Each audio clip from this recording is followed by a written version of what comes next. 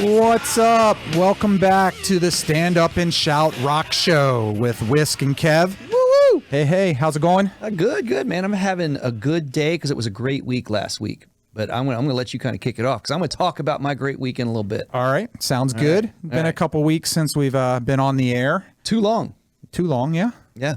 So, let's get started. You know, this is going to be an interesting episode. First show that we've done where we don't have a band or someone that we're talking to. So it's going to be us. Me and you, brother. Yep. I'm looking forward to it.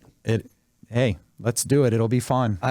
Kevin, I always appreciate my time with you because even outside of this spectrum or of this forum, not spectrum, but the forum that we're in right now, we always have fun. We absolutely do. And we've had some fun recently together outside of this, so we can talk about that too. But I wanted to kind of kick things off. Obviously, Super Bowl was a couple of days ago. Rihanna was the halftime performer. And Umbrella. You know, and as I'm watching it, you know, she's great. The performance was good. But I'm thinking to myself, you know, I miss the days where Chili Peppers performed or Aerosmith performed or Prince, who was just fantastic. And there's just not enough rock as part of the Super Bowl halftime show, which sort of leads into an article that we were passing around. One of our favorite people that is never afraid to share his opinion, Dee Snider of Twisted Sister. He'll make the news, baby. He does. He rolls for the news. He does, and I think, you know, keep his name in the news, and that's a good thing. So I think Scott's going to bring that article up, but it was in Ultimate Guitar Magazine, where he was blasting the NFL about the lack of rock. And for once, recently, I do agree with him because, you know, and we were texting back and forth about this during the game, you know, they're playing rock and metal like every chance they get. They played Constantly. Welcome to the Jungle. Yes. They played Enter Sandman on every third down during the game, but yet there's some great bands that have huge followings. Maybe not as much as some of the pop bands that have performed, but, you know, I think they deserve their due and an opportunity. But what do you think? How much did the Cincinnati Bengals play Welcome to the Jungle? Because obviously they're the Bengals in the jungle as the theme goes. I think there's definite thirst out there for some rock and roll in the halftime show. I was even a little bit bummed out. Like if you go back to the Aerosmith show that they brought in, that was the early 2000s, right? It's like so much pop into that Aerosmith show. There, you know, Britney came out. You know, you had some boy bands kind of mixed in there, and like let Aerosmith be Aerosmith because Aerosmith is amazing. And how much of an impact have they had on all types of music, you know, pop music. And I understand that I'm sure the NFL is going for a different demographic with their halftime show, right? Than those that would regularly watch football. Right. But those that do watch football obviously are keyed into good rock and roll, and it's a part of their experience and their football experience. And I think they deserve that for the Super Bowl halftime show. We need some good rock and roll. Dee is on point. Kevin and I were talking before, you know, the lights came on, so to speak, on this show. I guess you can like say there was some type of homage to Nuno Betancourt because you saw him for about 2 seconds when Rihanna actually like displayed a band, and you saw Nuno kind of standing there. I think like the pan of him, he wasn't even playing. He was just kind of standing there, and then they panned back by the time he started playing, which is a real bummer. Because who doesn't want to see Nuno play? Yeah, well, and I missed it because when the halftime show started, I was on my phone and in the kitchen and just listening to it because I really wasn't interested all that much in Rihanna, although it was a good performance. Yeah, so like a kind of a side question to you. You know, I know Jeff Salisbury want to chime in this one too because I know you're an Extreme fan also. Extremely, yes. Extreme fan. So if you got some variants, right? So like Nuno went and played with Rihanna, and then Gary Sharon went and played with Van Halen and put out the Van Halen 3 album. Like, what do you think is the higher accomplishment? You know, like did Gary get the higher kind of like side job? Because I would say Extreme, personally, I would say that's the best accomplishment. But who got the best side job? In other words, was it Nuno or was it Gary? Right now, that is sort of more the pinnacle because Rihanna's higher. Yeah. Like as far as like public, you know, awareness of her currently and her star power. But back then, I mean, how can you do better than Van Halen? I know. As a rock singer, and then to tour with them and play with them for multiple days. That was like a 15-minute thing. So it's sort of like the overall arching thing was much better for Gary Cherone, but the sort of the peak is probably higher with Rihanna. But I don't know. Is she bigger than Van Halen was it? I know, right? Right? I don't know. Yeah. Yeah, I don't know. I mean, Yeah.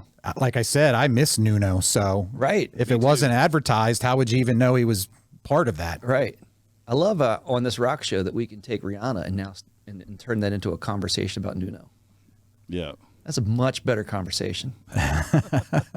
Way better to have. I mean, I don't know. Like, I maybe you could say that one's better to look at than another. I guess it depends on your preferences and gender preferences and whatnot. But, you know, that's a whole different conversation. That is true. Yeah. I didn't mean to derail you there, Kevin. No, you didn't derail me. And yeah, I mean, I think I'd Car rather. crash sound effects on that one. Right? There we go. Oh, you know, sort of segueing now, you know, also currently in the news, the Rock and Roll Hall of Fame has announced their nominees. Yeah. And, you know, there's a couple of bands out, and I think three of them, you know, are harder edge rock bands. And I think at least one of them, if not all of them, are well deserving of the votes and consideration relative to some of the other nominees. And it's nice to see that. So I'm talking about Iron Maiden. Yep. Who I think is well overdue. Yeah. To be in the Hall of Fame. You know? And we didn't even plan this, but Rage Against the Machine is also up for induction this year. So, you know, Zach De La Rocha brought it sitting down at that show. He did. He never That was- stood, but he was a beast. yeah, played that in the latter half of that entire tour with a torn Achilles tendon. Yeah. So It was still badass. It was amazing. yeah, he was great, absolutely great. And then Soundgarden is also up for induction. So I know bands that we appreciate a lot. I worship at the altar of Soundgarden. There's no doubt about it. I mean, just I can't. I don't even have words to describe how much I love that band. Yeah. Especially the old stuff. Yeah, because Lou and I. Louder Than Love. Oh. I was about to say, Bad Motorfinger or Louder Than Love. We've had the Louder Than debate. Love. Louder Than Love. I could go Bad me, Motorfinger. yeah. I can go Bad I mean, Motorfinger. they're right side by side. Mm-hmm. But Louder Than Love, there's nothing else like it that came out at the time. Yeah. There's other stuff that came out like Bad Motorfinger, and there's other alternative heavy bands that were around back then that were sort of coming, Alice in Chains, But when Soundgarden came out with Louder Than Love, there's nothing like it. To me, like a lot of that alt rock cred goes to Nirvana unfairly. Yep. And Soundgarden was well ahead of them for with sure. what they were doing. Yeah. In that scene. Yeah. So- I mean, they had 2 releases out before Bad Motorfinger Yep. came out and blew up, and Nirvana had Bleach. Yep. Great album. Oh yeah. Yeah. Fantastic. Bleach or Nevermind. Yep. Oh. Woo. I'm gonna go Bleach. I would agree. Good stuff. So, the hope is, that folks are going to vote and real rock fans are going to vote because, right now Cyndi Lauper's leading. And to me, she's had a okay career, only a couple of albums. Yeah. Kind of a 1 or 2 hit wonder. She had some fun. She did. She likes to have fun. Now she's selling skin drugs. Yeah, I was gonna say some pharmaceutical. I never knew what it's for. I just saw her doing her thing. Rosacea. Oh, there you go. There you go. And then George Michael. So I think he's deserving. Warren Zevon is in 3rd, and then Soundgarden and Iron Maiden. I like, I remember when Foo Fighters getting inducted and Taylor Hawkins and his reception as part of his speech, acknowledging both Soundgarden and George Michael. So I think it is really cool that both of Taylor Hawkins' acknowledgments are there and being considered. Now, he also brought up Jane's Addiction, and I personally would, include them as well, but I guess we'll take what we can get, right? They're a bit more eligible in terms of time than Rage Against the Machine, Soundgarden, some of those bands. Sure. So it's interesting. They're not up at this point in time for nomination, but so I understand you're voting every day. So I'm voting every day. So like my take, I wish everybody has their theories and feelings about the Rock and Roll Hall of Fame. I wish it was just named differently. That's my thing. It's really, obviously, because there's a broad category of music that goes in there, and that I think generates a lot of controversy and a lot of, really extreme feelings from people. It really, truly, to me, is the Rolling Stone Music Hall of Fame. That's, if I would name that actual facility, that's what it should be, in my book, because they do acknowledge a wide range of music. I came out with Dolly Parton, this past year, right? Dolly was kind of like, I don't know if I'm rock and roll, but Rolling Stone, Jan Winter, wanted to acknowledge her, which is fine and well and good, but it's sponsored by that magazine, that entity. I can't imagine there would be like a Classic Music Hall of Fame and it would be sponsored by Classic Music Magazine. There's kind of like a more formal body that acknowledges that, which that's not rock and roll necessarily. Rock and roll is kind of a more grassroots, seat of your pants kind of thing. So I kind of get it, but I think that's why some of these acts get overlooked. And that's very unfortunate, because there are true rock acts that are only within the genre of rock and roll, even though they may draw from other influences, that really truly deserve to be there. A lot of the names that we brought up. I would agree. And what, from just kind of sticking to the heavier rock and metal vein, to me, it's a little disappointing when you have bands like Metallica, who are great, very deserving to be in there. But then someone like Judas Priest only got in, and kind of, I guess you could say on a technicality, they weren't voted in. Right. And they were given an award that allowed them to be considered in the Hall of Fame. And even Iron Maiden, who both of those bands were heavy influences to what Metallica and some of the other bands that are already in have done. So without those guys getting in, it seems a little disingenuous. Right.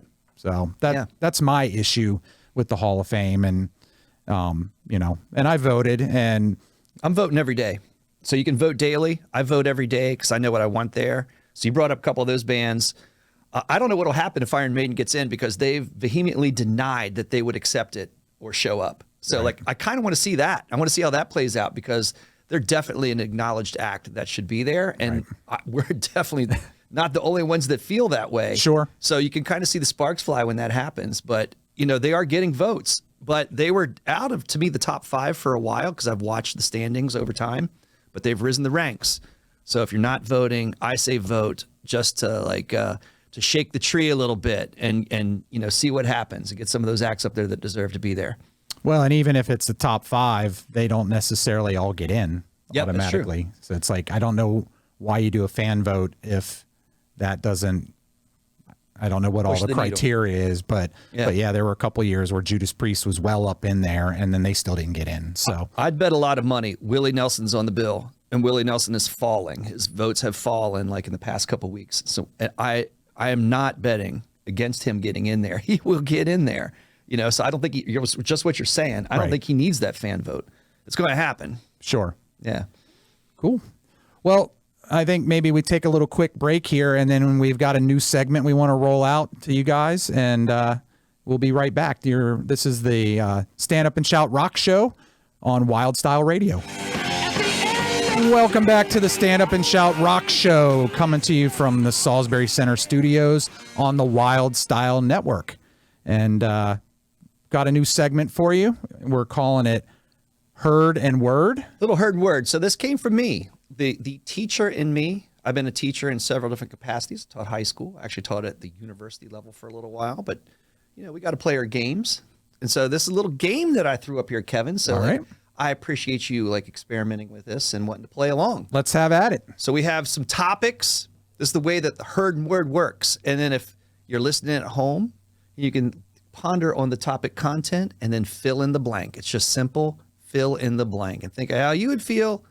Fill in your own blank. And so we can probably banter back and forth about how, I don't know how Kevin's filled in his blanks, and he doesn't know how I filled in mine. So we'll see where this goes. All right.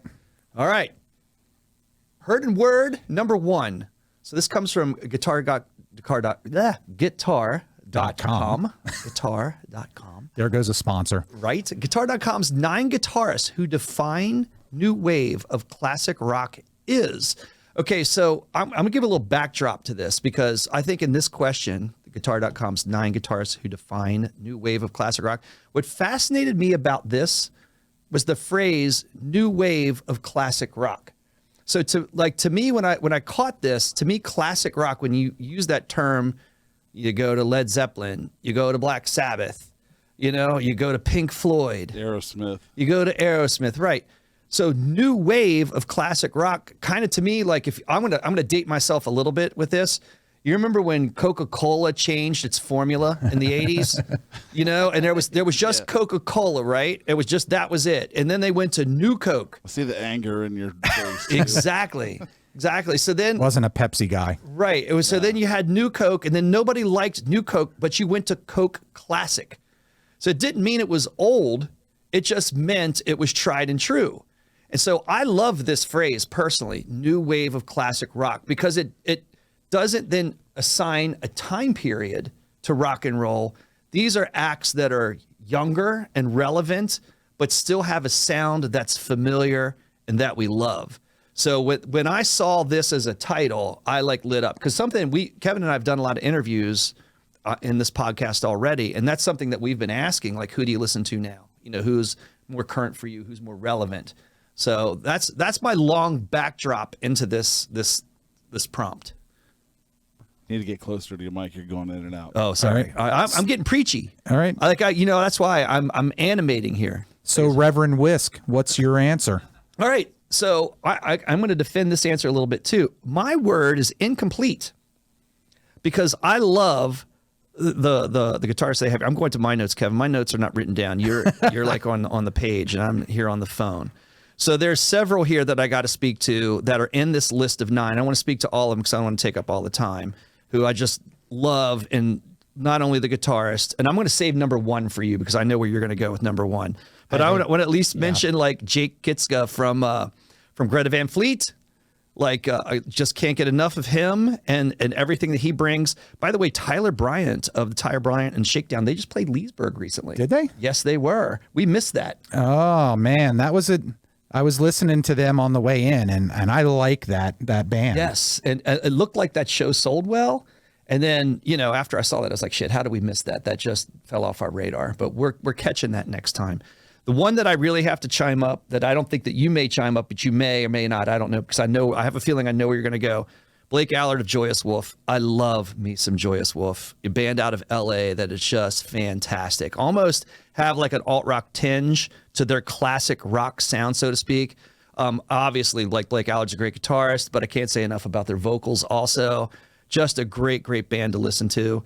And then the last one I mentioned before I defend my word of incomplete, because I haven't gotten there yet, Whitney Petty of Thunder Pussy, another great band out of Seattle. Like sometimes I don't feel like give enough, accolades to the ladies, because we've been very male heavy, like in a lot of our discussion. But Thunder Pussy is a great all-female band and a very strong, classic, heavy, almost Sabbath-ish kind of sound. So, yep. But I say incomplete because there's a couple off. I wish that it would have gone to 10 instead of 9. Why not go with the top 10 list? And I would go with a guitarist. His name is Aaron Jones. So Ayron. His last name is Jones. He's out of Seattle. Definitely, I feel a heavy influence from Slash in his sound. And just kind of almost like a classic, thick, heavy blues rock sound coming from this dude. And I have not seen him yet, and I cannot wait to see him. So that's why I say incomplete. I would like to see Aaron on there because I do listen to him a lot, and I think he's an amazing guitarist. All right, I'm going to cut away to you. What's your word? Well, my word is I was going to say surprising, because some of the bands on this list I have not heard before, and when I listened to a couple of them in the last couple of days, there's some great new stuff out there. So obviously, there's a couple that I'll speak to, but you mentioned Thunder Pussy. I thought they're fantastic. I hadn't heard of them before.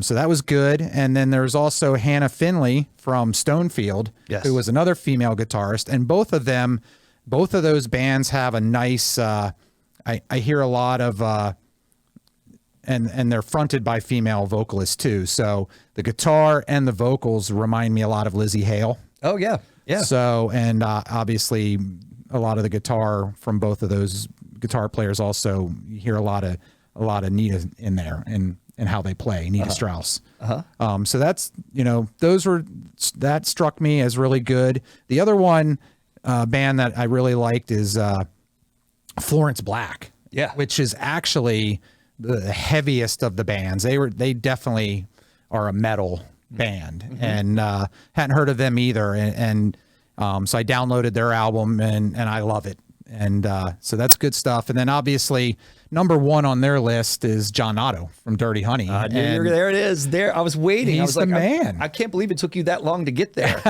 Well, I was saving the best for last, in my opinion.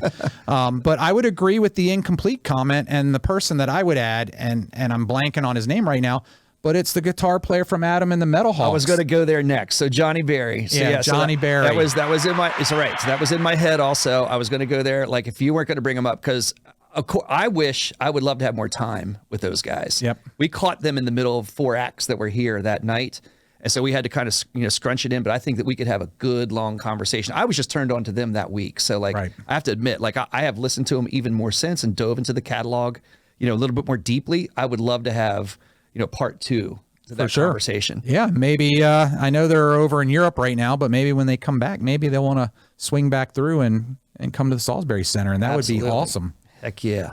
Yeah. Yeah, Pete was trying to get them for the This, That, and the Other show as well, but they weren't available, unfortunately. So they will be back whenever they get back into the U.S. Cool. All right. You got a word out there? Anybody got any words they want to add? Over my head. I'm not as current on all the new rock that you guys are.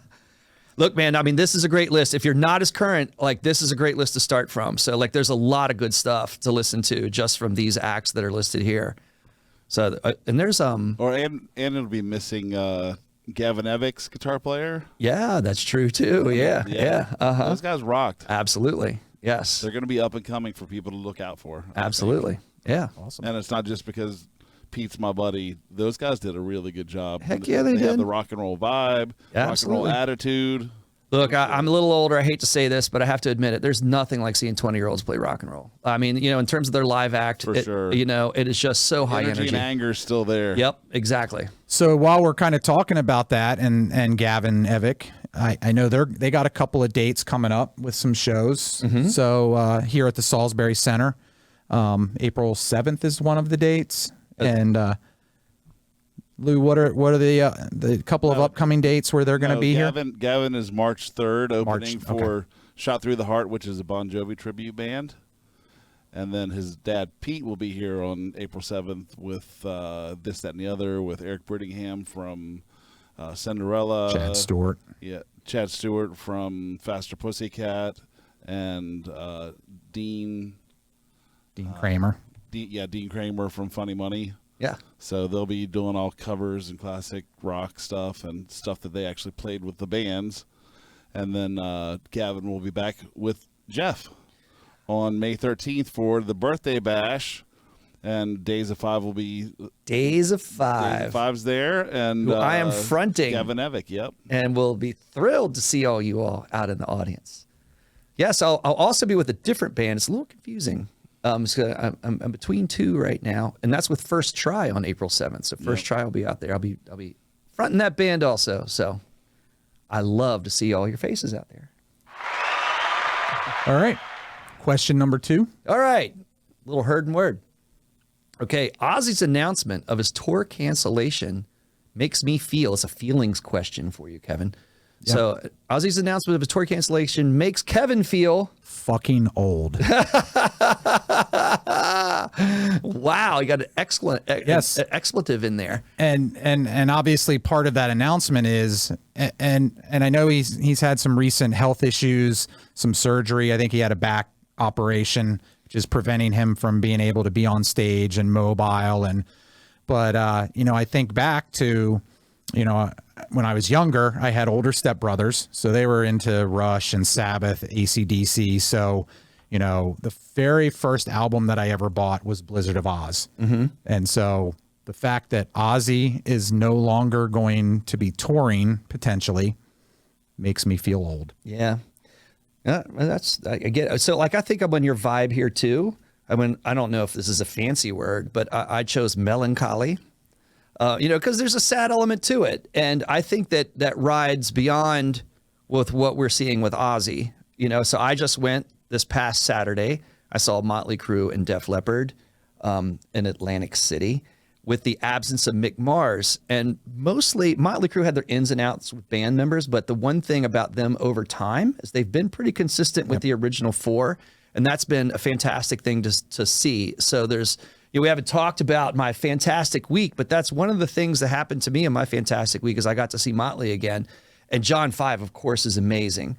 And technically, he obliterated everything that he needed to play and played it well and beyond, what was needed to play. But you missed Mick because the chemistry wasn't the same. Yep. And that's not a complaint. I would absolutely go see this version of Motley Crue again and again. We can get into that later. But, that to me kind of gets back to the Ozzy question there. And even like with Def Leppard, right? You don't have Steve Clark there, one of the original members. Yep. So as kind of riding out of your fucking old comment, kind of like piggybacking onto my melancholy, that's kind of what we're seeing is deterioration of some of the acts that have been around for a very long time and we love. And that's why I keep going back to you and I are doing it, like seeing as many live acts as you can while you can, even if they're young, because there's no guaranteed that they're going to be around, not necessarily, not to turn it into a health issue or a death issue, but bands break up.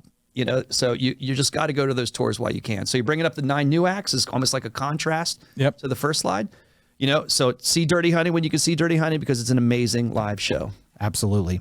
Yeah, and I guess I'm also a little hopeful because I did see a tweet from Zach Wylde that basically said, look, it was talking to Ozzy in the tweet where he said, look, he's like, keep working on getting healthy.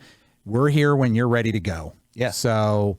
and Zach being always part of the touring band with Ozzy. So I think he's hopeful that it may happen again, but yeah, I mean, he's getting up there. So it's a good way to put it. So right. Cause I'm seeing all that news too, that it's expected that he's going to go back out. And I know that I want to be there if I get the chance to like grab a hold of that and see it when he goes back out. I know I won't miss it. Awesome. All right, let's go to the next one. This is the last, we only have 3 heard and words today. The third being the final heard and word. The leaked announcement of an upcoming Foo Fighters album has Kevin feeling, this is all about your feelings today, Kevin. I am feeling anxious and excited. Yeah. And we talked a little bit about this, because obviously I'm excited because, when Taylor passed away, I thought that was the end. Yes. And, with Dave having gone through this with Kurt Cobain and Nirvana, I figured they were just all going to kind of splinter and go their separate ways, and there would be new bands that came out that they were part of. But the fact that Foo Fighters is staying together makes me excited. Yes. Because they're a great band. Mm-hmm. They're actually one band that I unfortunately have never seen live. So, we were going to see them. Right, we had tickets, and, man. We were in the pit. Yeah. And unfortunately, what happened to Taylor happened. And so, and then the anxious is who's replacing him. Yeah. And we talked about that. I know. So it just seems like it's pretty close to a time where they're going to make an announcement on who's going to be playing drums if they're already planning an album. And obviously they've announced a bunch of summer tour dates. So I think should be happening soon. Sure. My guess. Yep. My word is giddy. Just plain and simple giddy. Like it's again, contrasting the last slide and the last topic. And since we're all talking about our feelings today, that's kind of where I am with this. I am very excited, like over the prospect that it's even being considered, because I was kind of devoid of hope without Taylor Hawkins. I didn't think that we would see the Foo Fighters really possibly ever around again. But here we are. So at least that there's a leaked conversation, and the fact that it's being considered means that there is consideration for the future of the Foo Fighters. I think rock and roll needs the Foo Fighters because they're one of the last remaining stadium acts for rock and roll.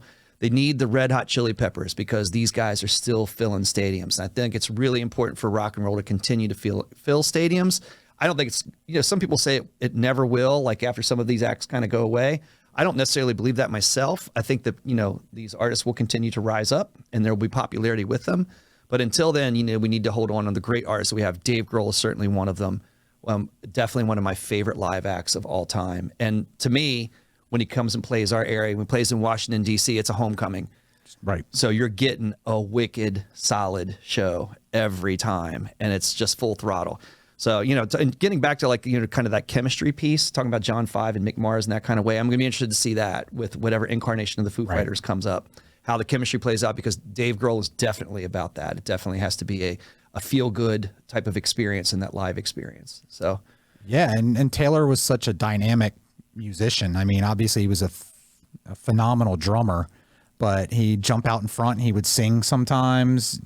He could play other instruments. So it's like you said, if there's got to be some chemistry there. So, it's going to be interesting to see who the new drummer ends up being. Can't wait. I cannot wait for that to happen. So yeah, that's it. That's how we're ending on Heard and Word. Did you guys have any more words to add out in the booth? Word. Yeah. Because I saw that about Foo Fighters, and mine would be what happened to the Scream album and everything they're supposed to be putting together. Yeah. Is this going to bury it? Mm-hmm. Mm-hmm. So I was excited about that, the reunion for Scream, and them doing all those old DC punk bands getting back together and doing some albums and putting some stuff together. And now it's going to get buried by Foo Fighters. Yeah. That's a good point. Yeah. Yeah. All right. Thank you for sharing your feelings out there, Mr. Salisbury. You got it. We appreciate that. So you mentioned enough you had, about these damn feelings. Well, I'm going to press you on your feelings because you've mentioned you had a great, exciting week. So I did. I'm going to go lay down on the couch. Okay. It's psychiatric Kevin is coming into. Yeah, I'm not sure into the studio. Not sure that's happening. Sigmund Kevin. So obviously, what was it, a week ago? Oh. There's my jacket's on the couch. A jacket's there waiting for me. It knew it was going to happen. So I love it. The last 2 Saturdays we've got to see some live music. So where do you want to start, Kevin? So well, let's start with Motley Crue because you talked a little bit about that, and the chemistry piece you were talking about is interesting too, because as that band has gone through the years and they've had some lineup changes, the one consistent has always been Mick. Yes, exactly. And different drummers, Tommy's come in, come out, come back, what have you. John Corabi replaced Vince Neil for a bit. Yep. So Nicky and Mick were the two that were there the whole time. Sure. So, I couldn't go, but I'm interested, and what were your thoughts on when you first saw him walk out on stage and it not being Mick? So surprisingly to me, the questions that I think that you and I have attended a lot of shows for the final tour. We didn't just attend one show. We attended multiple shows, including at least 4. Right. And I think I was, beveraged up, and I bought a shirt in each every time. So I have an arsenal of final tour shirts, but we were in Los Angeles. Yep. And, I think that I don't think that it was just you and I that noticed it. There was a lot of press about the deterioration of Vince Neil, where Vince Neil, how he sounded, what he sounded like, what was he going to sound like? Was it going to be worth the expense? To me, there was a lot of media surrounding that. So I got to say, like, just kind of right out of the gate before you get to there's the big question about Mick, but Vince. So I kind of got that from some people immediately. Like, how did Vince sound? Vince he sounded like as good as to me. Vince Neil's not going to sound like he sounds on a studio album, and that's some live artists are like that. But he sounded like a good, strong live performer, and he put on a great show. So again, I would go back. Now, I did go back a lot to see the final tour and other tours. On top of that, I've seen Motley countless times, and I would always go back to see him again. But he was in definitely a better place and sounded fantastic. So he had to be a front man because he's not a singer. He is definite front man. Definite front man. He had the Nasty Habits fronted with him. Right. So that's always watchable there too. For sure. Yeah. And So but then with that being said, seeing John 5 because I've seen John 5 with Rob Zombie. So that's just it's almost like seeing people like date or remarry one another, and you're used to seeing them as a couple with other people, but now they're a couple very differently, and you just have to kind of like wrap your head around that a little bit. But he fit in. I would say that he fit the Motley image. He fit all of the tone of the songs. I thought the set list was great. It was a great mix of all of their albums. That's the flip of where I could go with Def Leppard, and I think that there's a lot of, probably similar feeling out there. At least I don't want to necessarily say with some of the older Def Leppard crowd, but the first 3 Def Leppard albums are amazing, and there's no way around that. And there's, they are just fantastic pieces of art. And they really kind of brush those off in their set list. And it's not that you want to see a reunion show or a full album, basically recreation of that being the set list, but you want to see some of it. And how they kind of brush that off is still a disappointment with Def Leppard, even though they're playing solidly and they're playing what they're playing well. Yeah, because we saw them at Jiffy Lube, what was it, 6-ish, 7 years ago? Yes. And they were hitting stuff off at least the second and the third album. Yes. I don't think they went all the way back to On Through the Night, but they were hitting, they played Me and My Wine. Love to hear that. Good stuff. And I was expecting with this whole stadium tour, and obviously in DC we were at the show together and the set list was underwhelming. But I figured with these shows that they did starting last weekend as lead up to going over to Europe, right, where they were going back home, right, I figured they're gonna go back to mix in some of the older stuff, and it sounds like they're not doing that. So I don't know how it's going to go over there, because I imagine that it's a hardcore crowd for them over there. Sure. Well, as you're talking, you're wearing a Maiden shirt. And obviously Maiden has to wrestle with this because their catalog is enormous. Right. And then they have a beloved catalog that's deep and, kind of older. So, they balanced it how they balanced it, doing an older tour, newer tour. But even in their newer tour, they're still managing to mix. And we just last saw them on that tour, some, classic songs inside of their set list that the audience is thrilled to hear. And, I've heard, Eddie Trunk talk about it. The kind of the crisis that Def Leppard has about that and wrapping their head around that. And it doesn't seem to be resolved. So, I guess my takeaway, that's the real long story. Right. I loved seeing Motley. I liked seeing Def Leppard. If there was room for improvement, that's where it would be. Okay. And then the week before that, we saw Alter Bridge. We did. So, I got to go to my girlfriend on this one, because I about lost her that night because she's so in love with Myles Kennedy. It's like outrageous. So I thought I was gonna have to deal with some backstage passing, and all of that. And then as you and I were standing there, Kevin, I think I was making jokes about that. We got to keep our eye on her because she might go for him. And then she said, which one of them? And I was like, wait, what? Right. There's 2. So evidently there are. So Mark Tremonti's on that list. I just discovered. But what a bitchin' show. Oh, it was great. First time pass. I think it would be. I don't think I have a choice. Yeah. No, it was a phenomenal show, and the one thing I wanted to talk about related to that show is it's so interesting, and when we were younger and the bands were coming out, you were in a band and you were the band until the band broke up, or whatever. But it's just so interesting because where we saw Alter Bridge, we also saw Myles Kennedy with Slash. Yes. And then, Tremonti has his own kind of side band. Yeah.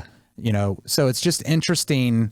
And I think it's great because there's consistently new music coming out. So Sure. we go see Myles Kennedy and Slash, and then I've seen Myles Kennedy solo. It's a solo record out. So, I've seen that show too. Right. So you're right. There is Myles is prolific, I guess, in that way. And so, and then there's no, the old classic band jealousy. Right. You can't do that with them, because you're going to do this with us and us only. Right. Yeah. So, it was a great show. I think the venue was way oversold. I was going to bitch about that. So that's my beef. So I don't know about you as a fan. Here's where I am. I love venues making money. That's a great thing. But when, am I allowed to say the name? Is that legal? The venue that we go to in Maryland. Yeah, you can say it. The Fillmore in Silver Spring, Maryland. When it sells out, it doesn't simply sell out. It oversells. There's no doubt about it that they sell too many tickets because you can't move when you're in there. So, what happens to you when you're sitting there or standing there for 4 hours as we stood, because we stood through Wolfgang Van Halen also with Mammoth Wolfgang Van Halen. Which they were awesome. I was going to say, which is just another fantastic show. But nature calls, right? And, as your urologist or gastroenterologist will tell you, when nature calls, you always answer. But you can't, because you're locked in there, like you're done. And if you do, you fight your way out of there, which isn't so much of a fight, but then you got to get back. And then your crew is up, ahead of you, and you're not being an ass. You're not trying to like push them out of their space or get in front of them. You just want to get back to your crew. But the daggers are about to come out, and that brawl is about to happen. And that happens to me in every general admission sold out show, but it really happens there in a really bad way. Yeah, no, I agree. So, my solution is I just don't drink because so they lose bar sales. That's what I'm saying about them making money. Or just simply where's the boo sound effect, Scott? But sell less tickets and charge more money. I would be cool with that. Yeah. Because those tickets weren't outrageous that we paid for, at least in terms of the context of tickets and ticket prices these days. They were definitely on the lower end. They were. And so I think it could have been a better fan experience for those that were able to get tickets, because there was a lot of fans that were unable to get tickets anyway. And you could have bought booze and could have done better with booze the whole time that you were there. Well, and, what was really surprising to me is, we paid extra because it was, I guess, one of the coldest days of the winter, it appears. Right. So we bought the Fast Pass tickets because we didn't want to have to stand in line. And we get up to the door, and there was no line for either line, the regular entrance or the Fast Pass. But then as soon as you got in, they scanned your ticket, you couldn't get into the venue. Right. Because they're like, oh, we're oversold, and it's one out, one in. Yeah. It's like you have to go up to the balcony, which at that venue, there's no. Well, remember we got locked out of the first floor at first because it was oversold on the first floor and they couldn't even let anybody in. So they're trying to push people to the balcony, but that was oversold too. So yeah, we were in the lobby. Solution is they need to play in a bigger venue. Yeah, that's true too. Like here. Yeah, exactly. Yeah. Good timing. So I had one more show. All right. I had more shows in there. So I was able to catch, because I got to pump them up because I love them. Corey Glover opened up for Soul Asylum in Leesburg. I was able to catch that. Soul Asylum was acoustic. They played all their classics acoustic. When they played Black Gold, if you know that, classic grunge song, and they played that acoustically, it was another gear when it was acoustic, and it was fantastic. And I recommend that just for that show. But Corey Glover, as a vocalist, I can't gush enough about Corey Glover. I mentioned him before. We were talking about our singers versus vocalists. Right. And, I goaded, Mr. Salisbury out there to get into the battle with me about Corey Glover versus Jeff Tate. But Corey Glover walked out of the green room. I love this as a vocalist. It was just him, and he had an acoustic accompaniment. I think as a vocalist, he didn't let, the acoustic, basically the acoustic measures of the song override him. He took the lead, in everything that he was doing. And he walked out of the green room just a cappella, no microphone, no amplification, blasting out over the crowd, singing to gain their attention. And it was also a sit down, in a regular stand-up venue. And he walked down my aisle, and me and you sitting beside each other, he was one dude away from me, like bellowing out over top of me. And I was in that then, what do you do moment? Do you do the millennial thing and grab the phone and throw it up in his face? Or do you just ride on the live opportunity? And I don't know. I was a little bit starstruck. So I think so swooning right now. I am. It was a beastly awesome experience. So did you just fall out of your Glover. chair? If you're a Living Color fan, you got to catch Corey. So did you? I froze. I was like a rabbit. I just froze. I don't know why. Probably like a rabbit. It doesn't even know why it's freezing. Yeah, exactly. Yeah. Take luck. But Corey's not on that tour any longer. I don't know who's opening for Soul Asylum, but they flipped their opener. Okay. But if you got a chance, of course, catch Soul Asylum too, because they were fantastic. So it was a great week. That was a hell of a week. Yeah, and you had to work too.